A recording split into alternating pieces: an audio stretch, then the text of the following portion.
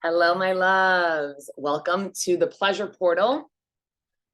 Today, I'm going to be just giving you an overview of the Pleasure Portal, what to expect over the course of the next 8 weeks. And then you will have a guided meditation that I will be sending to you. And please check your email for that. And just a little bit of housekeeping. And today, we're going to get more into the science behind the Pleasure Portal.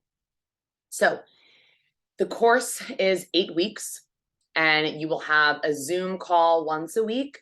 And then you have the WhatsApp chat where you are encouraged to share what's coming up for you, celebrating your wins, any questions that you have, because chances are, if you have a question, someone else is going to have the same question. So please do not I'm just putting my phone off. Okay. Please feel free to ask those questions. I encourage you. If there's a homework assignment in the online portion of the Pleasure Portal, which you got an email to sign up for that, please make sure that you create an account and then you have access to the videos here as well as the homework assignments. So please make sure that you access that. If you have any questions about that, feel free to reach out to me via WhatsApp or via email. And that is DDEE@DanielleRosner.com is the email address. All right, so why pleasure? Why are we learning how to make pleasure a habit?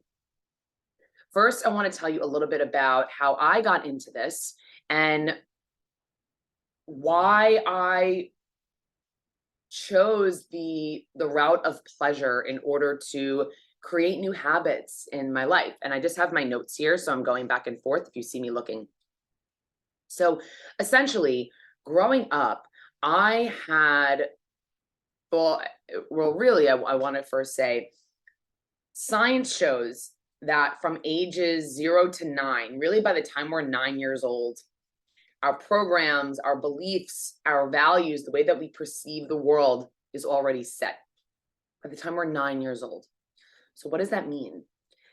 That means that our environment, our caretakers, our parents, or whomever raised us, our siblings, how we went when we went to school, how we interacted with children around that age, teachers, right? Television, games that we're playing, all of these things outside of ourselves. As a child, we do not have a filter. So when we are children, we are not able to identify right from wrong or good versus bad, or if we don't like what we're hearing, we're just a human sponge. So by the time we're 9 years old, we have developed a set of programs and conditions and beliefs around money, around love, around how to express ourselves. And in our culture, our society does not teach us how to express our emotions. We are praised by achieving and performing. We are not given a gold star if we are sensitive, right? We're not taught how to emote, how to express. We are taught to raise our hand if we need to go to the bathroom. We are taught to memorize specific textbooks that were created by the white man. We are then to follow order and direction. So by the time we are 9, as I just said, so much of our beliefs and how we perceive the world is set already. And then we go on, if we're unaware, living from a teenager into adulthood, following these specific beliefs and programs and conditioning that we've had since we were 9. And by the time we're 35 years old, our life is literally just a set of habits that we've accumulated and programs. By the time we're 35, it's like, that's it. So for me, I was seeing a world in which life was really unfair. I would abandon myself. I was feeling very victimized. I was feeling very unworthy or not enough.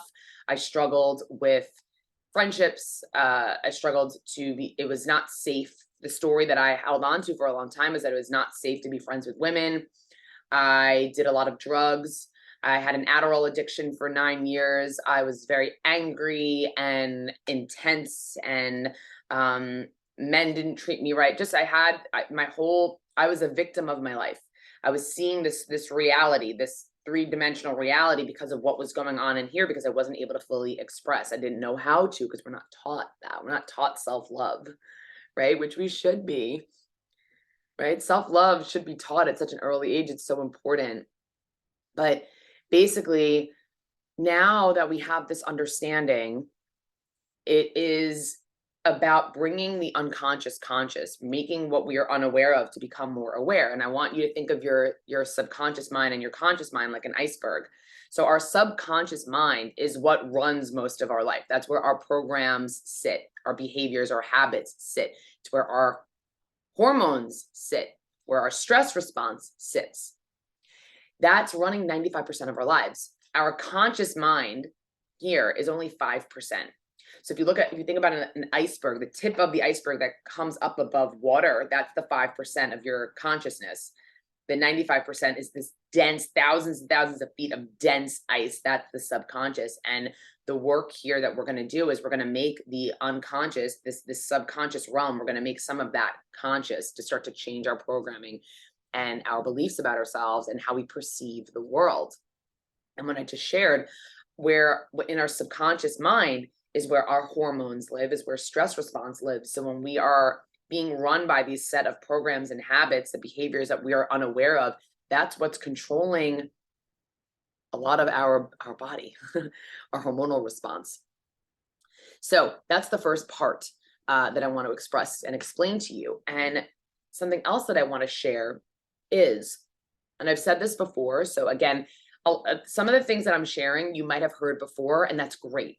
The more that we hear this, the more we remember, the more that we start to make the unconscious conscious. The information that I'm sharing with you, if you have heard this before, is going to just land deeper into your body, into your nervous system, into your subconscious mind to make it conscious. So it's really, really great if you're hearing this again.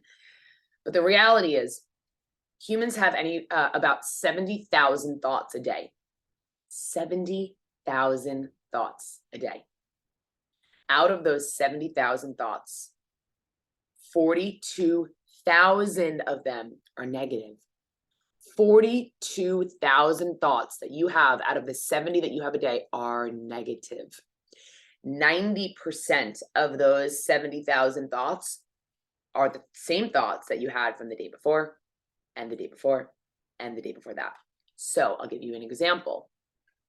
If I had a thought when I was, from what I can remember, when I was 15 years old, and also I just want to say memory, when we have a memory of something, that is only up to 50% accurate. Up to, not even 50%. So when we think about memories, they're only up to 50% accurate. Half the time they're not even accurate. We just make them up and we get looped into latching onto the story of the past that actually half the time that hasn't even happened. But for all intents and purposes for this example. So I had a thought when I was 15 years old that I was fat, or that I was ugly, or I hated what I saw when I looked in the mirror.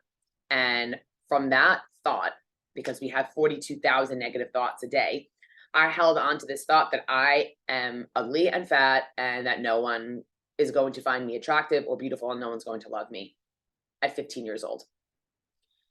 I had that thought again the next day, and I had that thought again the next day, and the next day, and the next day. And when you have a thought, there is a chemical reaction, an emotion, a feeling that attaches to that thought if we're not conscious of it. So I started to think about and ruminate and spent a lot of those 42,000 negative thoughts that we have around my body and how it looked. And my body started to release certain chemicals and emotions and a feeling attached to those thoughts. And I kept, if 90% of the thoughts that we have every day are from the day before and the day before and the day before, I continuously had these thoughts for 18 years about my body. I thought that wasn't even true, but I didn't have this information. I didn't know. I was unaware. So it didn't matter how much I worked out. It didn't matter how healthy I ate, doing all the things, all the bad diets and all the things. I still felt unworthy of love. I still had self-hatred when I looked in the mirror. And because of that, from a quantum physics perspective, if we're talking about, and I'll get into that a little bit later, how everything is frequency and energy, the more I am thinking and feeling this hatred towards myself or unworthiness, my reality is going to reflect back to me experiences where I still feel unworthy, where I still feel less than, where I still feel not lovable, because I'm sending out that vibration. So the universe is going to match it and bring me more of the same. And nothing changes if nothing changes. So imagine a thought that you've had for a really, really long time, and the chemicals in the body that, and the emotions that correlate to that thought that you continue to continuously have over and over and over and over again. Do you see how we can get trapped in these thoughts and these thought loops, right? And then it becomes feeling unworthy in my body. Then it becomes feeling unworthy around having friends. Then it becomes feeling unworthy in my job and asking for that promotion, whatever it may be. The universe, people don't understand this. The universe wants to support us. The universe wants to support you. But the universe only speaks in frequency. This is metaphysics, quantum physics. This is the new cutting edge science, my love. It only speaks in frequency. And if our thoughts and our emotions carry a specific frequency, and that's all we're thinking about and feeling into, that's what we're sending out. And the universe sends us back because it wants to support us. More of what we're thinking and feeling. That's it, right? So that being said, I wanted to share that example with you because it's important. It's important to understand that we are powerful beings. We are powerful, powerful beings. And when we can learn to redirect and rewire these 42,000 negative thoughts into ones that serve us, and we start to create new neural pathways in our mind, and we start to break the chemical reactions of these thoughts, which might feel a little uncomfortable in the beginning because we're doing something new. When we learn how to rewire that, we become the master creators of our reality. So something else I would like to add, on top of the 42,000 negative thoughts that we have, the reason why we have that is because our brain is an amazing tool. Our brain is an amazing tool. It was designed to keep us alive, to survive. So we often think about worst case scenarios. We often think about how we're going to survive. Our brain is sifting and sorting information. How are we going to survive? Evolutionarily, we needed that part of our brain. We needed stress to run. We needed stress to run, to fight, or to hide from a predator. So our mind still today is going to do that. It's going to give us worst case scenarios and think about and stress about in order to keep us safe. Because if we think about the worst case scenario and that doesn't happen, then we have survived. So today that looks like stressing out about or thinking about the worst case scenario in our job, in our finances, in our relationship. And today we are living in a time where we are stressed out 70% of our day. We are meant to live in stress and fight or flight for 120 seconds. That's it. If you think about a gazelle, when a gazelle is being chased by a lion, it's in flight, it's running, right? And if it survives, after that, if you see them, it's shaking, it's somatically shaking. Or if you think about your dog during the fireworks on July 4th, or when lightning strikes and it's in stress, it shakes to get it out of the body. Most of us we're living in stress 70% of our day, and we're just sitting there and we are not doing anything about it. We're letting that get into and just ruminate in our body. And when you live in stress, in fight or flight, it's not a time to fall asleep. It's not a time to digest your food. You're actually cutting off different organs in the body. You're cutting off your ability to digest, to rest and repair. So many people have problems sleeping because when your stress levels increase, the melatonin that our body creates when we go to sleep decreases. So our sleep patterns get all whack. We start to feel really exhausted. Our body starts to ache. We're actually breaking down. The more stress we have, the less melatonin that we have. And melatonin is huge for growth and repair and restorative sleep. And if we're living in this stressful state 70% of the time, and we're not doing anything to somatically move it out of the body, and parts of our organs are shut off for an extended period of time, we are quite literally creating dis-ease in the body. And then if we have these 42,000 negative thoughts a day, and we're ruminating and we're obsessing, we're creating the same chemical structure, we're quite literally killing ourselves. To say that, it's the reality. So what do we do? What do we do?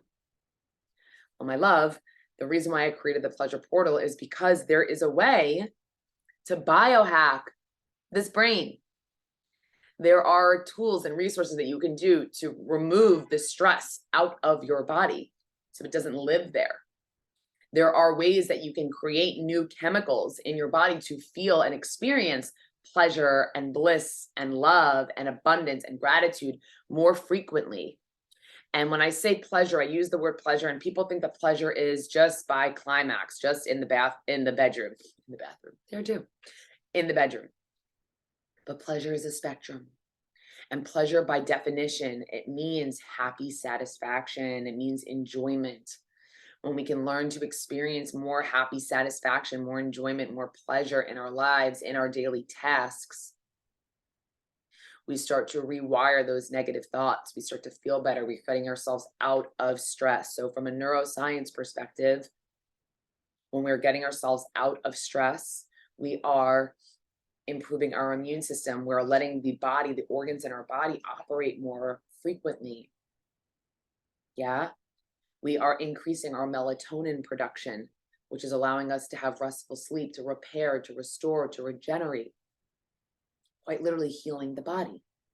From a psychology perspective, when we begin to experience more pleasure and bliss and abundance and gratitude in our day-to-day lives, we start to improve and increase our self-worth, our belief in ourselves.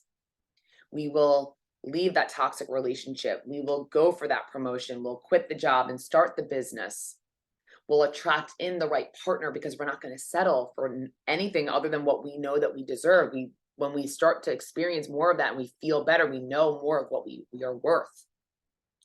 From a quantum physics and metaphysics perspective, when we live in those elevated emotions, which elevated emotions, there's a scale of emotions. And when you're living in pleasure and abundance and gratitude and bliss, you're starting from these energy centers in the body, the heart, the third eye, to get more creative downloads, to start gaining more clarity and direction in your life, to see things more clearly. And then here to our non-physical, to the broader perspective of life. And in quantum physics, most of what we don't see, what is invisible, is 99.999%. That is energy, frequency, vibration. That's what's all around us. What we see with our senses, what we see, smell, touch, taste, is 0.0001%. If you look around, holy shit, that's nothing, and it's everything. 0.0001 is nothing, but it's everything. 99.999 is non-physical, it's invisible, it's nothing, yet it's everything. So when we learn how to work with these frequencies and get into these elevated emotions and live in our heart, our third eye, our crown, connecting to the non-physical, we start to become the master creators of our life, because the universe is going to send back anything that's a vibrational match for what we're feeling. And then from an epigenetics perspective, there are three signals. Our body is basically a protein body, and our body picks up on signals. And there are three ways that you can disrupt those signals. Trauma, meaning if you fall and you hurt yourself; toxins in the environment that come into our body; and thought. Your thoughts alone can literally kill you or heal you. And I can send you all of this information. Bruce Lipton, who is ahead of his time in epigenetics, and obviously Joe Dispenza is someone that I'm following as well, and Carl Jung in psychology. So there is all of this evidence now, my love. This is not just a thought. There is so much cutting edge science that shows you that the power of thought alone can literally heal your body. So the reason why I created the Pleasure Portal is because we are going to learn how to pattern disrupt these negative thoughts.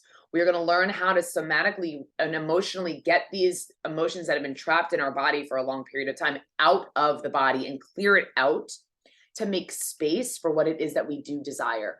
We're going to find pleasure in the mundane, in our daily lives, and the things that bring us joy. This is my coffee. I love it so much. It brings me so much joy and so much pleasure, and I'm so grateful for it. And truly, like I truly, truly am. I truly am grateful for the phone, for the computer, that I have access to communicate this information for you, like just taking moments to really express gratitude. And I'm going to teach you really beautiful embodiment practices that are going to help us tap into this part of ourselves, our sensuality, our sexuality, our sexual energy, our life force energy. They're going to tap us into our heart. That are going to connect us more to ourselves, to our body. You know, I wake up every morning and I'm like, Grand Rising said the 70 trillion cells in my body. 70 trillion cells in this body.